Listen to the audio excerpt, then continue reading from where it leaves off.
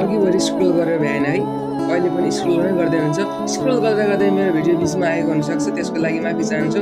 तर एउटा कुरा थाहा छ तपाईँलाई, पहिलाका हाम्रा अग्रजहरूले, शिक्षकहरूले अथवा आफूभन्दा सिनियरहरूले किन भन्थे त डायरी लेख्न भनेर? के छ त डायरीको अर्थ?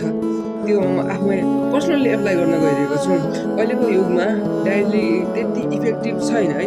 अहिलेको ग्लोबलाइजेसनको युगमा, टेक्नोलोजीको युगमा अहिले डेली ब्लग्स होइन, आफ्नो इन्टरटेनमेन्ट भिडियोहरू, मोबाइलहरू सबभन्दा नजिक भइसकेकाले डायरी त्यति उपयुक्त छैन अहिलेको अवस्थामा। हुन पनि सक्छ, त्यति त्यो फरक पर्ने विषय चाहिँ होइन, त्यति उपयुक्त मलाई चाहिँ लागेन।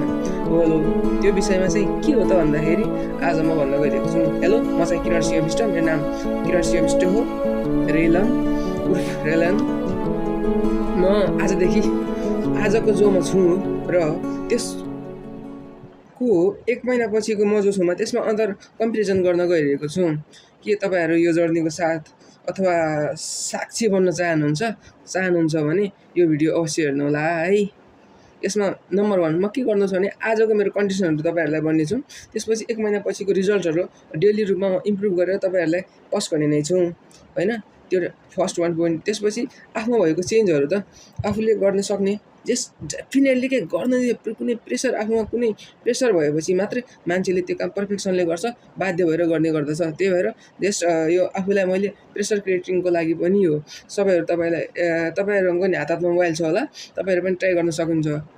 किनभने मानिस एउटा बुद्धिजीवी प्राणी हो, यो सधैँ पनि अग्रसर हुन्छ आफ्नो वृद्धि विकास गर्नलाई, चेतना बढाउनलाई र आफ्नो अपग्रेड गर्नका लागि। त्यही भएर अपग्रेड कसरी गर्न सकिन्छ त भन्दाखेरि मैले कुराहरू पत्ता लगाउँदाखेरि आफ्ना गल्ती, कमी, कमजोरी कहाँनिर भइरहेछन्, तिनीहरूलाई इम्प्रुभ कसरी गर्न सकिन्छ त, अथवा आफूमा कमजोरी के छन् तिनीहरूलाई सच्याउने अथवा सुधार गर्ने उपायहरू के छन् भन्ने कुरा पत्ता लगाउने। त्यसको सम्बन्धमा आफूले अब डायरीमा मलाई अहिलेको युगमा त्यति इफेक्टिभ लागेन र भिडियोहरू बनाउन खोजेको, नम्बर 1। नम्बर 2 त्यो कुराहरू पनि हो। त्यस कारणले अब 1 महिनासम्म म आफूलाई नि कम्पेयर गर्नेछु, एक्सपेरिमेन्ट गर्नेछु। भनेको छ नि 21 दिनसम्म तपाईँले जुन हेबिट फलो गर्नुहुन्छ त्यो तपाईँको डेली हेबिट भइसक्छ, त्यो रुटिन भइसक्छ र तपाईँ कम्प्लिटली चेन्ज हुन सक्नुहुन्छ।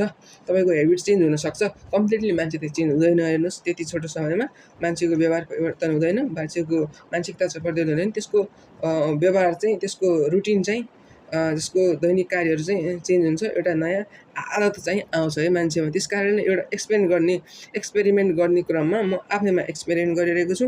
तपाईँहरूको यो अडियन्स बन्नु होला, यो एक्सपेरिमेन्टको साक्षी बन्नु होला। हस्, धन्यवाद। यो भिडियो मेरो फर्स्ट भिडियो हो। यसको अतिरिक्त 1 महिनासम्म लगातार भिडियो आउने नै छ, जुनै हालतमा भए पनि। आफ्नै